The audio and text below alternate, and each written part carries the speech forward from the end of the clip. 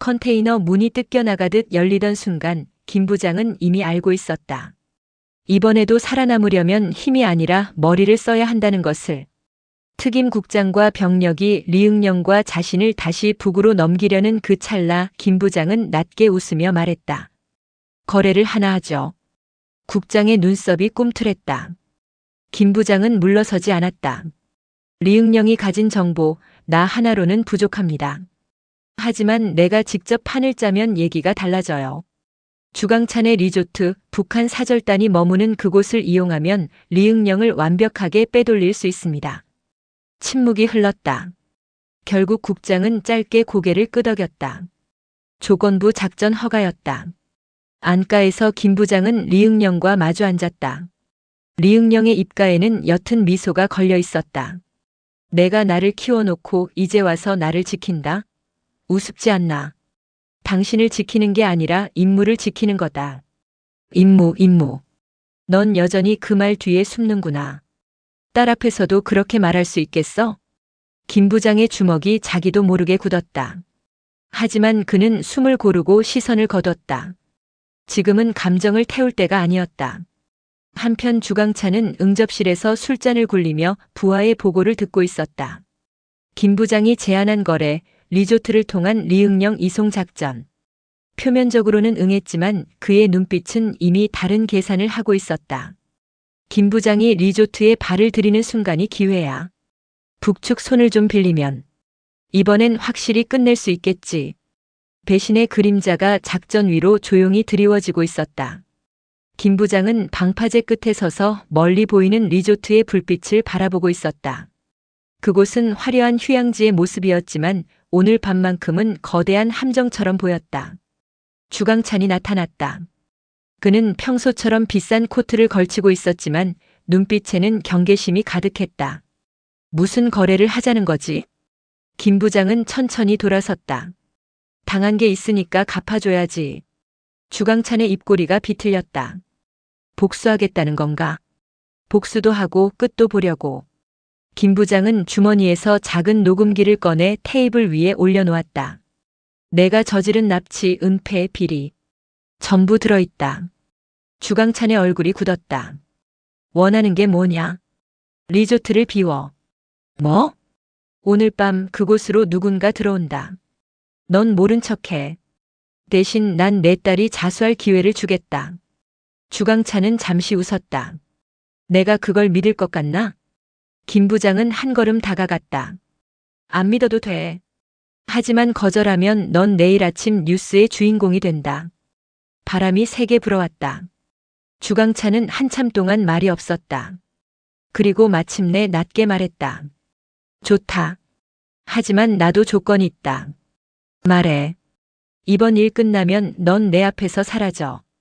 김 부장은 대답하지 않았다. 그 침묵이 곧 승낙이었다. 같은 시각 성한수와 박진철은 특수임무국의 감시망을 피해 움직이고 있었다. 성한수는 낡은 골목길을 지나며 숨을 고르고 있었다. 형은 또 혼자 다 짊어지려고 하겠지. 박진철이 씩 웃었다. 그래서 우리가 있는 거잖아. 두 사람은 오래된 창고 앞에서 멈췄다. 문을 열자 김 부장이 안에서 기다리고 있었다. 왔냐? 박진철이 팔을 벌렸다. 형 왔으니까 걱정하지 마. 김 부장의 굳은 얼굴에 아주 잠깐 미소가 스쳤다. 세 사람은 다시 한자리에 모였다. 그리고 그 순간 오래전 천산부대에서 함께 싸웠던 시절의 공기가 조용히 되살아났다. 안가에서는 리응령이 차를 마시고 있었다. 그는 김 부장을 바라보며 비웃듯 말했다. 결국 다시 나를 위해 움직이는군. 김 부장은 차갑게 대답했다. 당신을 위해서가 아니다. 그래도 재미있군. 내가 키운 공작원이 아직도 이렇게 충성스럽다니. 김 부장의 손이 미세하게 떨렸다. 하지만 그는 분노를 삼켰다. 지금은 감정에 휘둘릴 때가 아니었다.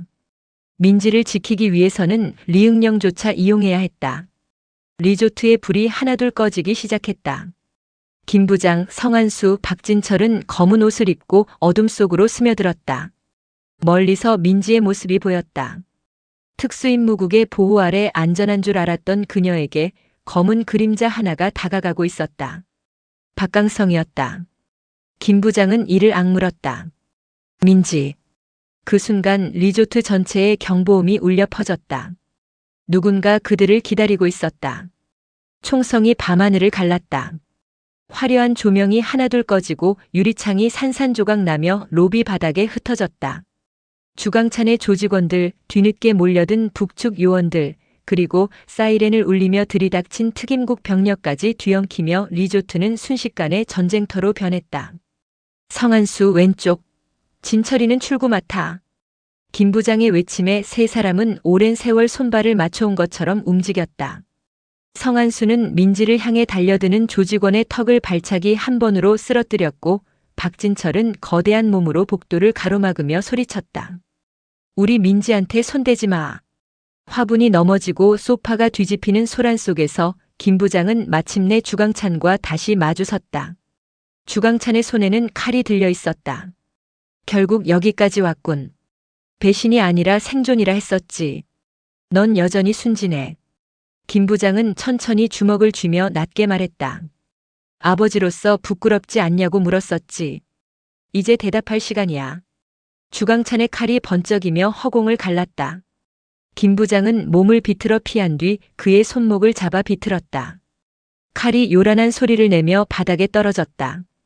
곧이어 김 부장의 주먹이 정확하게 그의 얼굴을 가격했고 주광찬은 몇 걸음 뒤로 밀려나다 결국 무너지듯 주저앉았다. 끝이다. 그때 로비 저편에서 주애리가 울먹이며 뛰어들어왔다. 그녀는 무너진 아버지 앞에 무릎을 꿇듯 다가서며 떨리는 목소리로 말했다. 아빠, 저 자수할게요. 주광찬의 얼굴이 처음으로 크게 흔들렸다. 평생 지키려 했던 것이 결국 자신을 무너뜨리는 순간이었다. 딸의 배신 아닌 배신, 그것이 그가 받아야 할 마지막 벌이었다. 혼란을 틈타 박강성이 리응령을 데리고 후문 쪽으로 몸을 돌렸다. 그의 손에는 총 대신 형의 유품이었던 낡은 나침반이 쥐어져 있었다. 김 부장이 그 앞을 막아섰다. 이제 끝내자. 박강성은 대신 품에서 총을 꺼내 겨눴다. 형을 죽게 만든 건 당신이야. 나도 안다.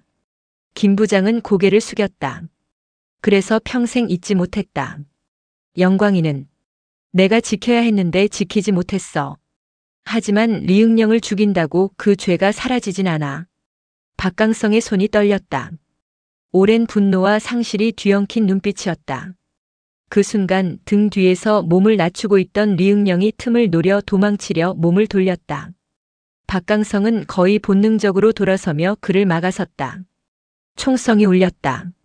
리응령을 노리고 날아든 총알이 그를 막아선 박강성의 몸에 그대로 박혔다. 김 부장이 놀라 다가섰을 때 박강성은 힘겹게 웃으며 그를 바라봤다. 이제 형도 편히 쉴 수 있겠지.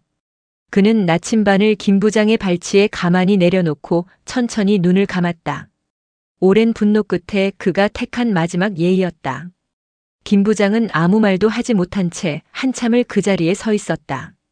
리조트 방 사이렌 소리가 점점 가까워지고 있었다. 땅강아지 강국철이 병력을 이끌고 도착했다. 그의 시선은 여전히 김 부장을 향해 날카로웠다. 규정대로라면 당신도 저 남자도 데려가야 합니다. 장 소장이 그 앞을 가로막았다. 규정 위에 사람이 있다.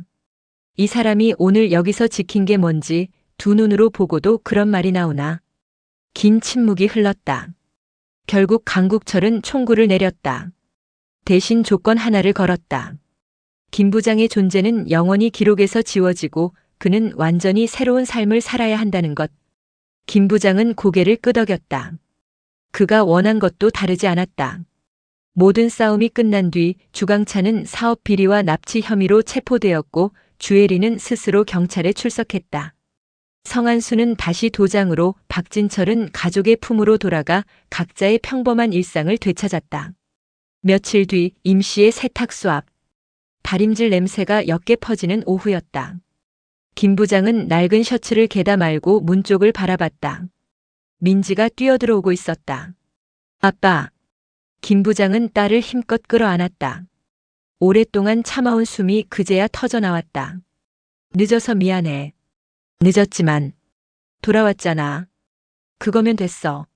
성한수는 아들과 나란히 도장 앞을 쓸고 있었고 박진철은 딸의 서투른 잔소리를 들으며 웃고 있었다.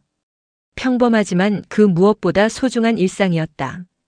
김 부장은 민지의 어깨에 손을 얹고 세탁소 골목을 함께 걸었다. 저 멀리 노을이 붉게 물들고 있었다. 민지가 웃으며 물었다. 아빠, 이제 진짜 끝난 거야? 김 부장은 딸의 손을 꼭 잡으며 하늘을 올려다보았다. 마치 어딘가에서 리뮤진이 미소 짓고 있는 것만 같았다. 그래. 이제 진짜 민지 아빠로만 살자. 민지는 환하게 웃으며 아빠의 팔짱을 꼈다. 두 사람은 따뜻한 햇살 속으로 천천히 걸어갔다. 그리고 그 뒷모습 위로 새로운 평범한 일상이 조용히 시작되고 있었다. 드라마가 끝나도 이야기는 계속된다. 킹무비박.